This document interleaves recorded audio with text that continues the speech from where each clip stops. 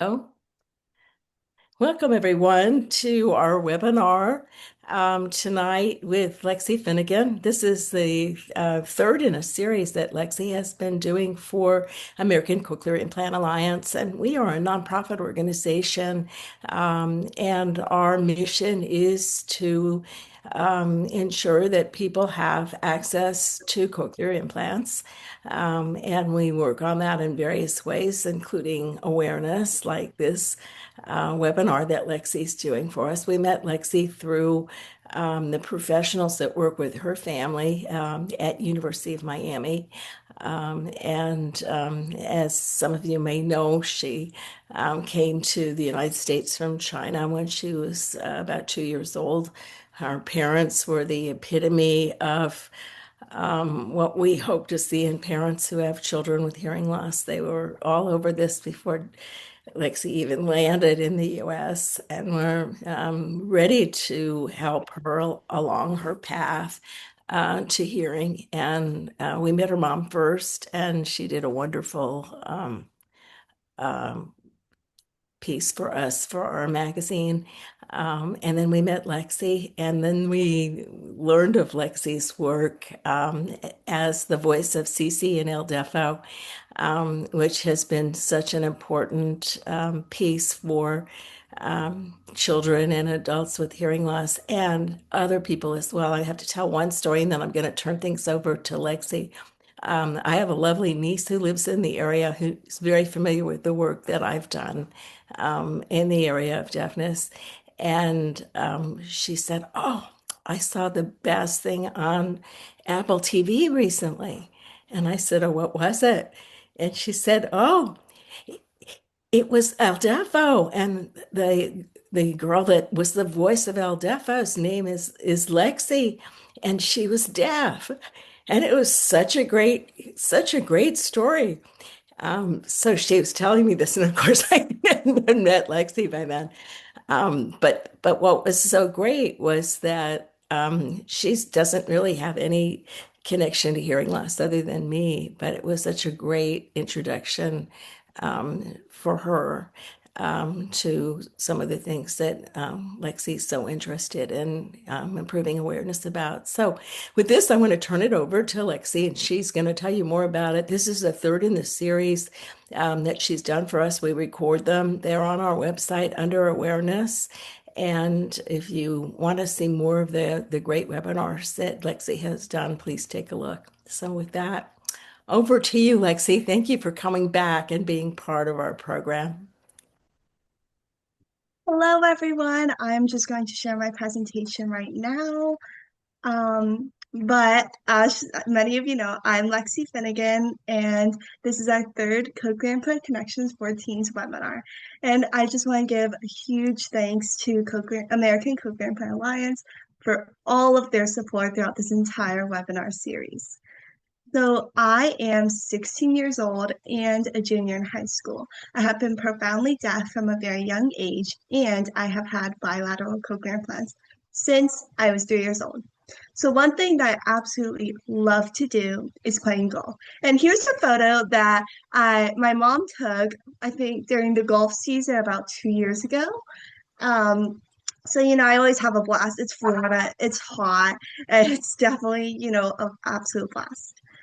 So my two favorite subjects are math and science, very basic, I know, but with math, I find it very straightforward because the hardest thing about English for me is specifically poetry because there's so many different interpretations of the same word in the same line. And then for science, I'm in a AP physics class, and it's my favorite class that I've had throughout the whole high school because it's just so hard to grasp it conceptually.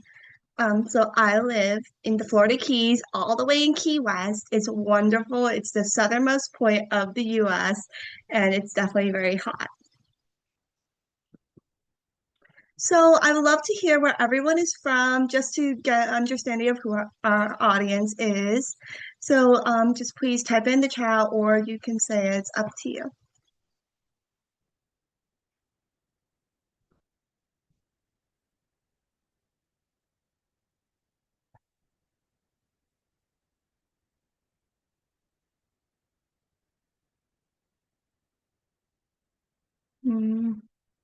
Okay, we got another Floridian.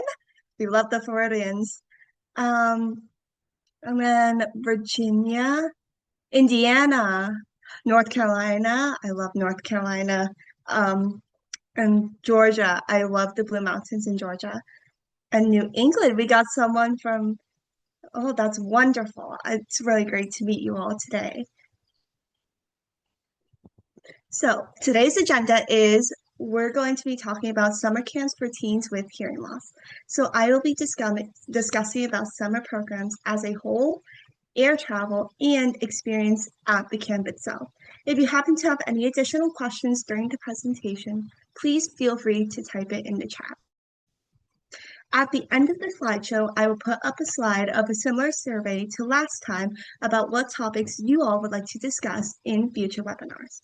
In addition, we have several teens with us today who will talk about their personal experiences being deaf and hard of hearing and attending summer programs in our discussion. Just to gather some information, have you all ever attended an overnight summer program, not a daytime one? Please type and submit your answer in the chat.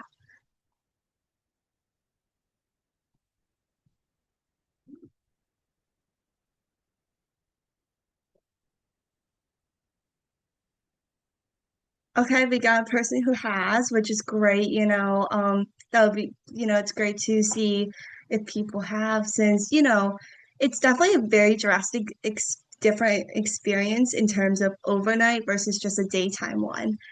Because overnight definitely involves a lot more advocacy and self-initiative, that's for sure.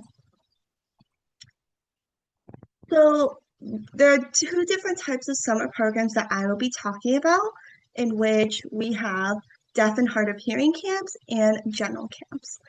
So for deaf and hard of hearing summer programs, the staff is typically familiar with the various amplification devices, including cochlear implants and hearing aids. With this familiarity, you don't really need to go over the whole, I'm deaf, but I utilize this particular device to help me hear. I would definitely say these programs are super beneficial since if any problems arise, the staff will be able to help and troubleshoot a lot more easily compared to the staff in general camps. For those of you who attend public slash general education schools, you probably don't meet many other deaf and hard of hearing teens. I definitely haven't. I have like a total of, I think, 3 students who are deaf and hard of hearing out of the 1,200 students in my high school. So the deaf and hard of hearing camps are definitely a great resource to use if you want to meet other teens like you. I can only imagine how awesome it is to be able to meet other teens and be able to talk about the common struggles as a deaf teen that, regular people can't relate to. And that's one of the reasons why I do this webinar. And also, you don't have to do the whole, I'm deaf, can you please be patient with me? I may not understand you easily in places with loud noise when making friends. It's a feeling in which you get to click like that. But because I live in the Florida Keys, there aren't many camps close by, especially the ones that accommodate specifically for deaf and hard of hearing teens. As a result, I haven't been able to attend many summer programs specifically for teens like us. But after this presentation, if you do happen to have any additional questions, we do have some teens who will be able to provide better insight on this particular topic than me. I'm super extroverted, as many of you can tell, but not everyone is the same. Ultimately, many are still in the process of developing their advocacy skills. These summer programs might be really helpful if you want to focus on growing your confidence and leadership skills. This can be super beneficial in the long term since you will need these skills when the next school year comes and you have new teachers and you have to do the whole back to school process. For general camps, they tend to have a larger variety of options. So I went to a golf camp last year at Duke University and I had a blast. I also went to Introduction to Engineering Summer Camp at Cornell University. I will talk a little bit more in depth about my personal experience about those specific summer programs a bit later in the presentation. However, general summer programs require a ton of preparation. As you know, all camps require medical forms. So when my mom fills it out as my guardian, she will put in that I am deaf and that I do use cochlear implants to hear. But there's this one little thing that she makes sure to include, which is that I use listening and spoken language. Oftentimes, people don't know what a cochlear implant even is, or when you say I am deaf, some people assume that I may use just sign language. Ultimately, most of the time, people just get intimidated. So it is essential for me specifically that I include listening and spoken language in my medical forms. Also, just remember that the priority is that you want to have a good time at the summer camp. Don't hesitate to email the staff of the summer program beforehand and request if you have specific accommodations. I have so much to say, but I will talk about more about the accommodations in a little bit. When you're first meeting friends, you have to consider how to approach the subject of sharing how you are deaf. For me, I do pretty well in terms of speaking and listening. So I usually have a normal conversation first with the person, and then if I happen to, have a little moment where I'm like, "Oh, I'm sorry, I can't. Can you please repeat that? Sorry, I'm deaf." And the funny thing, usually the other person doesn't know if I mean as in literal or if I'm joking. So one experience that I had that was really funny to me was that when I said, "Oh, I'm sorry, can you please repeat that? I'm deaf." And the other person went, "No, I'm literally so deaf." And I was just laughing because it was just, we were joking, arguing for like a solid minute about who was more deaf. And then we had this really mutual friend who was trying to explain to the new person that I'm literally deaf. It was just really funny. And, it's a very lighthearted experience. And usually people don't think much of it if you play it off as casual. But sometimes people have different feelings about it. And being deaf is a huge part of their identity. And you know what? That's it's just approach the topic how you want to approach it. And also they tend to be when you approach the topic firsthand, they tend to be much more patient with you. If you're in a very noisy environment, you're in a classroom and it's just super noisy and you just can't understand them. And it definitely prevents any possible misunderstandings. You might encounter a situation in which someone notices your implant and they don't know about it and they ask you about it. When I was younger, my mom role played the situation with me so that I would have a response with if a kid were to ask me if what the things on my ears were. I think I was in the third grade when I was attending a summer day camp, which included one daily activity, which we had to snorkel. So as you know, I had to put on the special waterproof set for my cochlear implants, and it was a lot more noticeable because I had to put my hair up, I had to wear swim cap, and you could see the cochlear implant on the side. And the kid asked, "What are those things on your ears?" And, I responded how I practiced with my mom. I told him how I can connect to Bluetooth at night, listen to music without my parents knowing. And I even told him whenever my mom would lecture me, I would take my magnets off so I didn't have to hear her. And then, she would get very frustrated. She would like put her hand up to my ear and say, "Lex, are you even listening to me right now?" So it's really funny, but I was a very mischievous kid. He thought that it was so cool, and even he was jealous. He's like, "Man, I wish I had cochlear implants." So, it's just really awesome, seeing so many of these people so open-minded.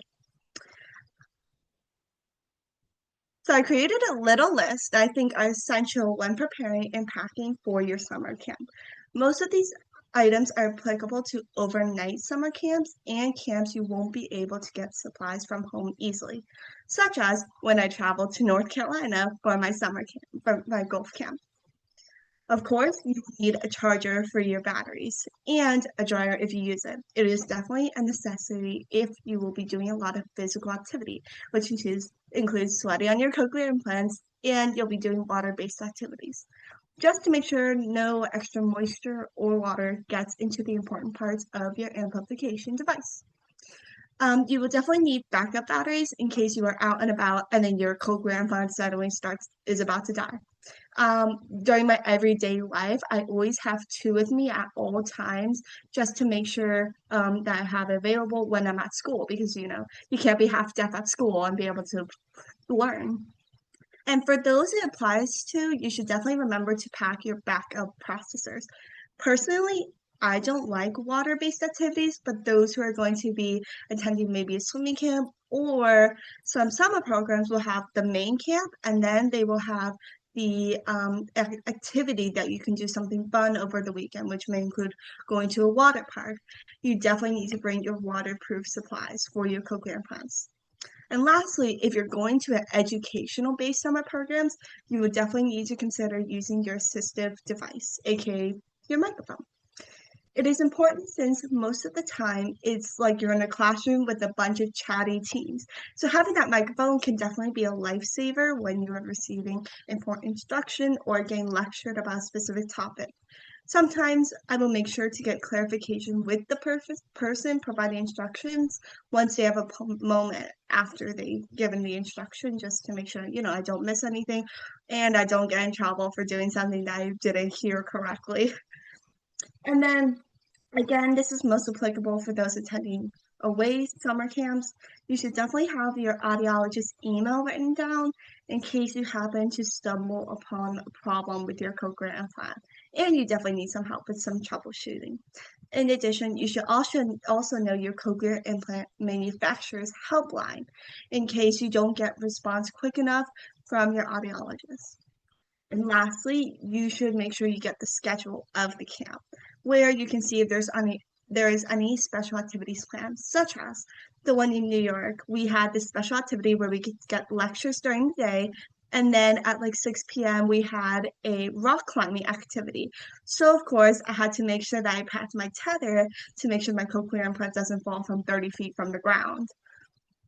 And last but not least, these are the specific tips that are applicable to me when I attend my summer programs. With increased phone usage, most summer programs will require you to turn your phone off or make sure that your phone is put away.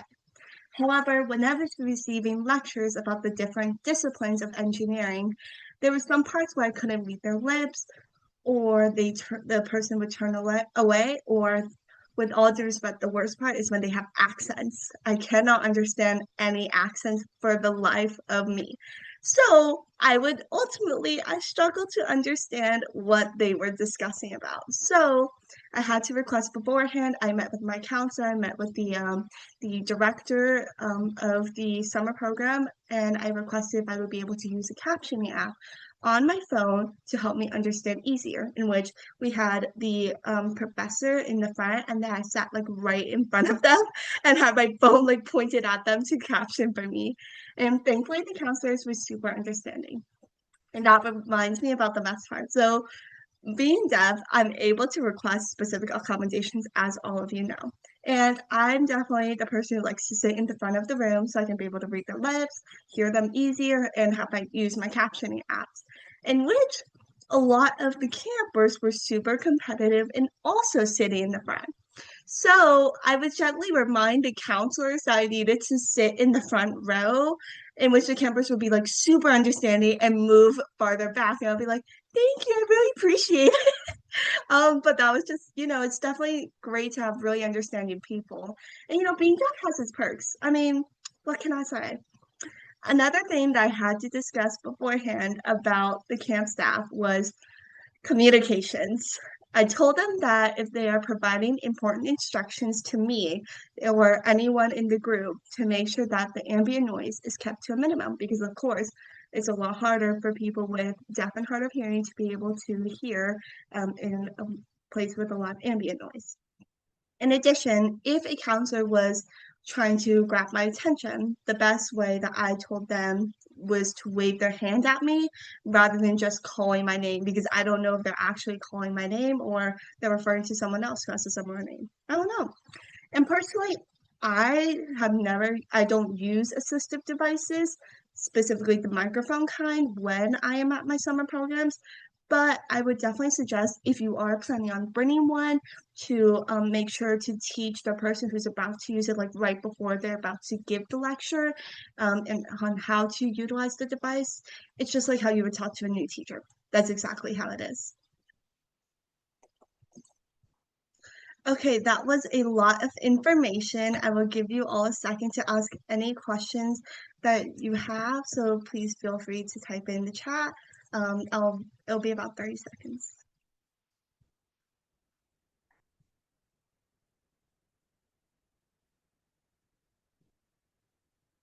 Okay, so I have one question is what if I go to the Kim and there aren't enough outlets for all of my cochlear implant stuff?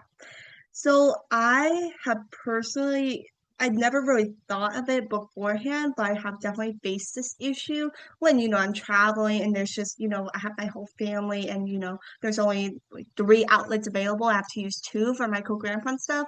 But to avoid this particular problem, you should definitely bring an outlet adapter.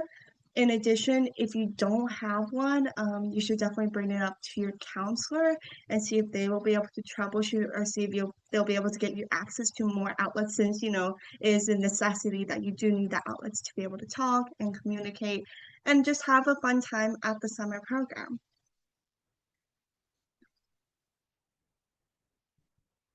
Okay, so we're gonna move on. So I'm sure that most of you at this moment are already registered for the summer program. So I wanted to discuss traveling by air alone. So first of all, you definitely need all of your extra supplies for your cochlear implants to be in your carry-on bag. It is an absolute must. You cannot negotiate, oh, what if I want to bring my snacks? No. You don't know what's going to happen to your regular luggage. I mean, it always gets delayed or it gets lost, and how are you going to be able to get your cochlear implants charged and everything? And then I'm sure that most of you probably rolled your eyes a little bit when I say it is helpful to have an I'm deaf, please be patient pen. So one time I had this terrible, terrible experience going through security. Thankfully, I was with my sister and my mom at the time, so I was not alone. But there was this airport security guy who was trying to give me instructions about how to get through the machine in which it scans you. And he was a big mumbler and he had a mustache, so it was very hard for me to read his lips. And I had him repeat his instructions, I think like three times, since I could not understand what he was saying. And also, there was a lot of ambient noise, as airports are. And then this was the funniest thing, he started ignoring me. And I'm just like, okay. So I had my mom step in and she went mama bear mode. She went mama bear mode and she's doing the proper procedures of like filing a formal complaint. But after that, I have definitely considered getting a pin. And I'm asking my mom to get me one for my birthday since I'm going to be traveling over the summer for more summer programs by myself. And if you're definitely the type of person who gets intimidated or super extroverted, it can be super helpful to just have that pin just in case so that others will be more understanding and will ignore you like that security guy. So last summer was the first time I went flying alone. So in preparation, my parents had me guide them in a few airports before, they would just have me walk through the airport and show them where the gate was before I flew alone to make sure I was able to navigate through the airports that I'm not familiar with. One thing that I found super helpful was making sure to install your airline app. For me, I was able to find like the airport map on my phone and I was able to figure out, okay, I need to go on maybe this little train and to get to this specific concourse. Um, in addition, I am able to receive notifications from the app itself if there were any delays or changes to the gate or flight itself.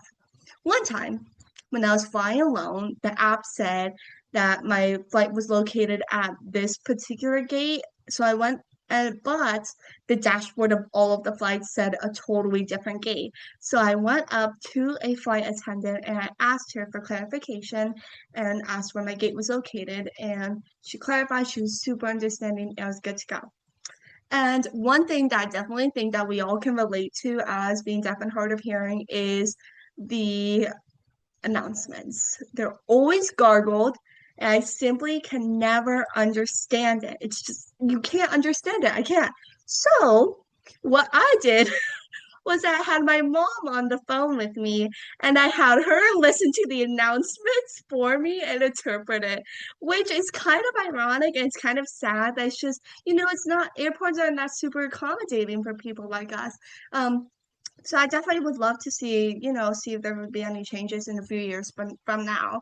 But thankfully she was able to tell me, okay, she was able to understand it through her phone, like 300 miles away, what the announcements said better than me. But if you don't have that resource like I did, I would definitely just say go to the front desk, ask for any clarifications. They're usually very friendly. I've never had a bad experience with asking them for clarification. And sometimes I'll just begin with, hey, I'm so sorry, but I just want to let you know that I am deaf and, I wasn't able to hear what you said. And would you please be able to clarify this? In which, they get a huge sense of understanding, which is really great. Okay, so now we're going to talk about my summer camp experiences. So I just learned about this last year when I applied for golf camp in North Carolina. So I put, of course, in the registration that I am deaf. So as a result, I received an email like 1 month later asking if I would like to have a hearing accessible room. So this particular one would flash my lights if the fire alarm went off, which is a great safety feature. I never knew that this technology existed, and I was absolutely gobsmacked. But if I did choose this feature, I would lose out on the roommate experience. And this summer program would have been the first one for me to be able to experience this sort of roommate. So personally, I chose to live with the roommate instead of the regular room with accommodations. But if you're personally more comfortable with that, please feel free to pick the option if they provide it to you. I would definitely suggest if you're worried about the safety aspect of being deaf, feel free to reach out to the camp directors about see if you can acquire some possible accommodations in regards to your room. I was interested to see if there were any other room specific accommodations. I found out that some rooms will flash your lights if someone knocks on your door or if you're receiving a phone call.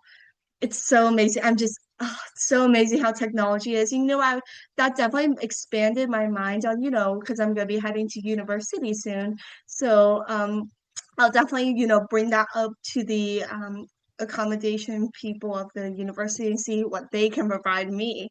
Um, so waking up has always been a very, very hard thing for me, especially because I sleep very deep.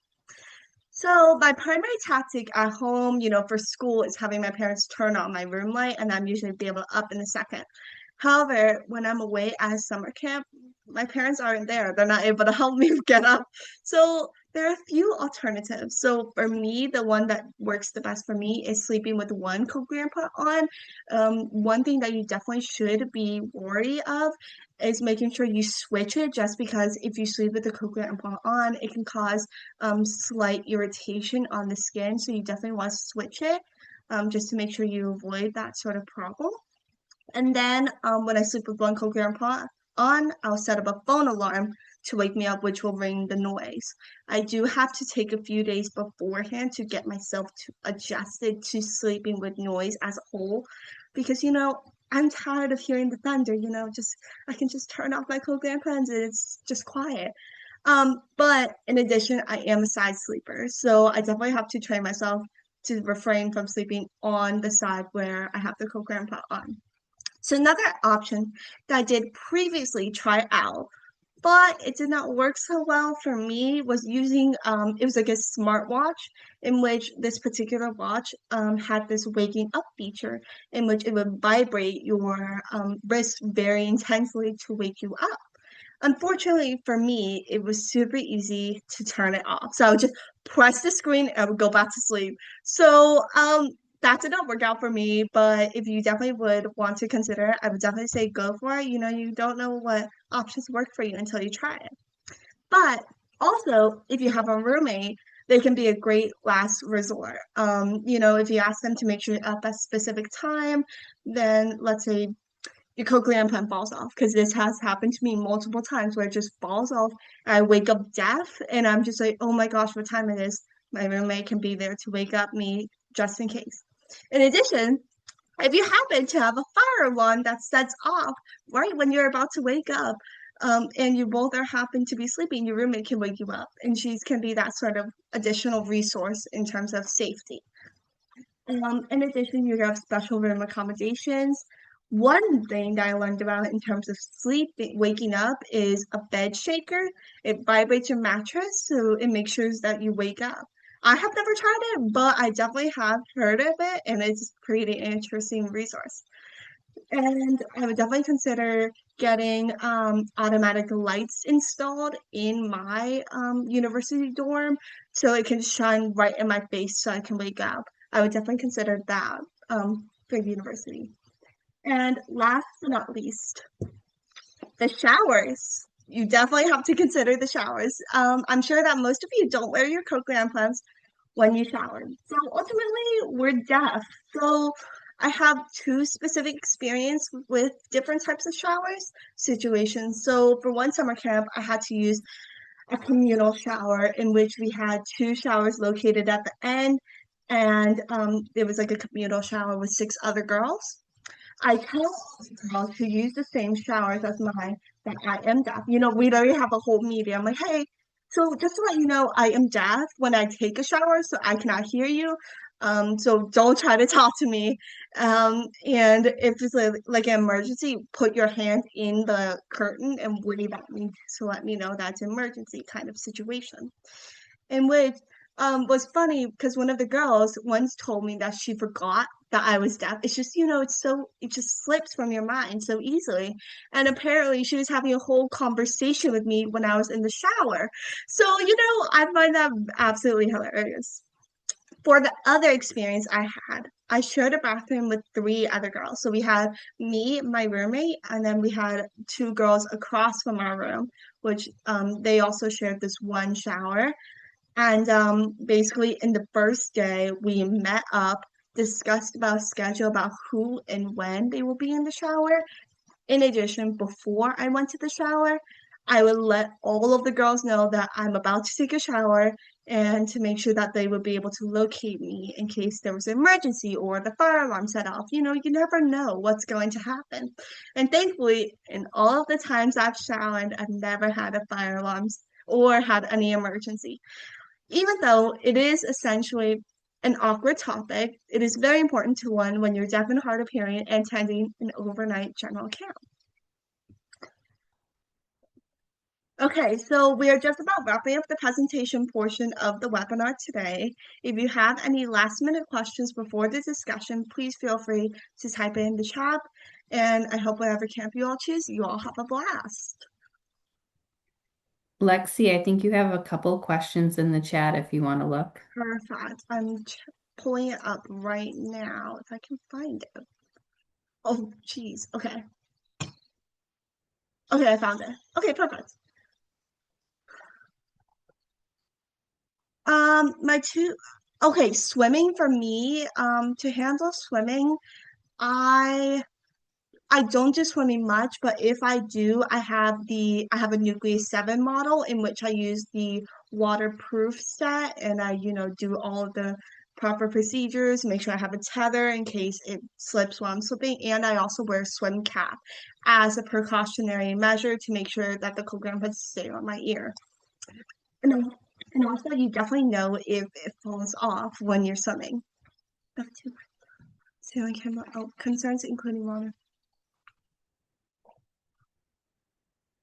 Okay, so for the water exposure, bright sun, and risk of loss. So one thing I definitely have seen, I don't know it well, but with the cochlear specifically, because that's my experience, on they have a cochlear app in which it has a tracker on it in which you're able to locate your cochlear implants and each side, which I don't know if you do, but you can definitely see if your specific model has that specific feature because that can definitely be great in terms of making sure you'll be able to locate it if it happens to get lost. And also, the big thing is I would definitely recommend a visor because I use visors sometimes when I'm out on the boat to hold the cochlear implant, make sure it stays on.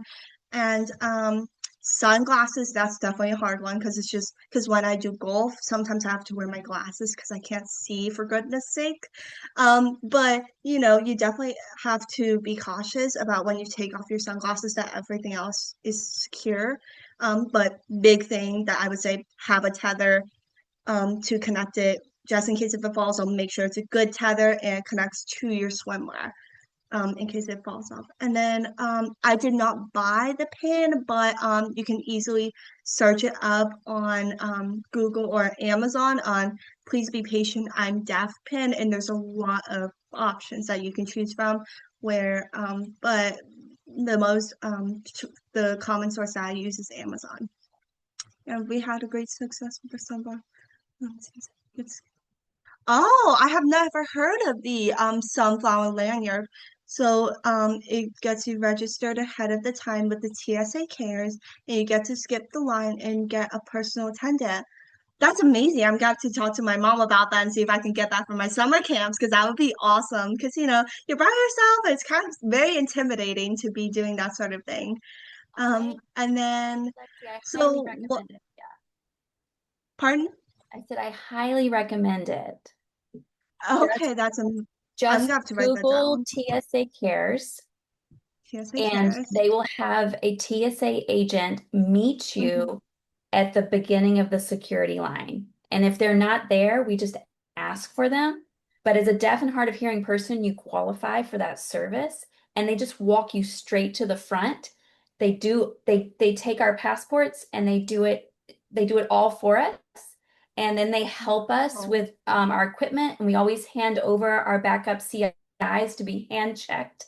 And it's a yes. seamless process. It takes like 5 minutes and we're done. And then Oh they my make sure God. we find our gate. They'll like escort you to your gate if you want it. That's amazing. Thank you so much for telling me that because Yeah. that's just a huge help, especially, if I'm gonna be traveling alone and it's very hard to not have that resource. But one thing that I had experienced is if I lose my cochlear implant. So first you must always panic. I'm joking. Don't panic. You obviously have to try to keep your cool. But when I go to sleep, my cochlear implant might end up falling off. And the first thing that I do in this particular scenario is by just taking off all my sheets, checking through and checking all the nooks and crannies every time I have found it. It's just you have to stay calm. I always stay calm when I'm like, oh, where's my cochlear implant? But if you were outside, this is a significantly different scenario. So first thing I would say is tell your counselors, tell your friends who may know what the device looks like because not everyone knows what a cochlear implant is. They don't know what it looks like. So definitely try to retrace your steps and one thing that I definitely would consider is getting everyone to just freeze because you don't know if the cochlear implant is on the ground, someone might step on it, and that's just not good. And also, you may be scared to tell your parents, but me and my mom, we have a very open relationship, and if I tell her something, I'm like, Mom, I may have screwed up. I lost my cochlear implant. She's very calm and she's like, okay, because she knows that I would panic a lot more than her.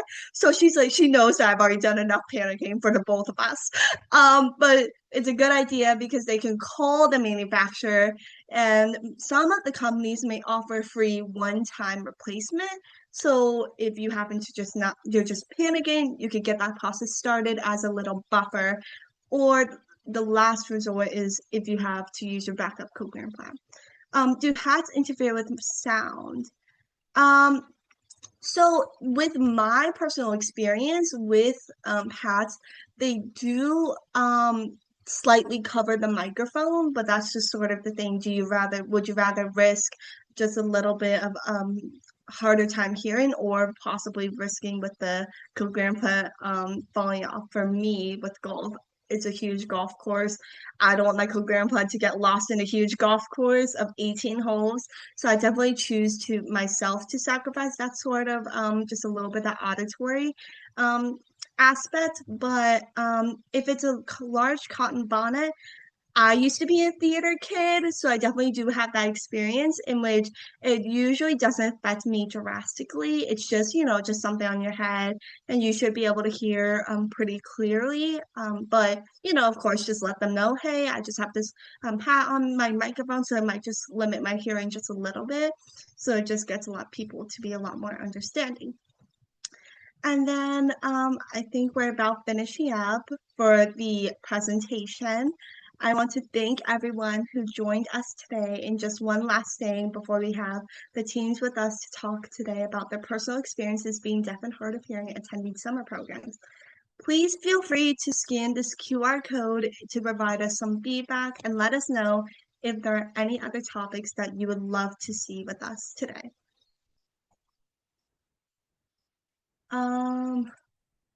So do I ever go without my cochlear implants while doing certain activities such as swimming and playing golf? Okay, so with golf, I don't have to worry too much. It's just sweat, and then I can put it in the dryer later on because I do have one. But if I am swimming, sometimes I will choose to just take off my cochlear implants and just go in the shop and go in the pool with my friends, and they understand that I'm deaf at the time, but it's a very mutual understanding, and sometimes I just need to cool down, but it's definitely a lot harder, and you definitely have to have a form of a way of communication, just being able to use your hand gestures a lot, pointing, or just being able to communicate in that different aspect.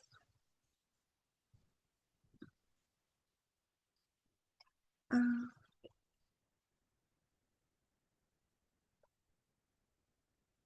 okay, I think we're going to get started on the discussion. Um, so our first, I just want to make sure we are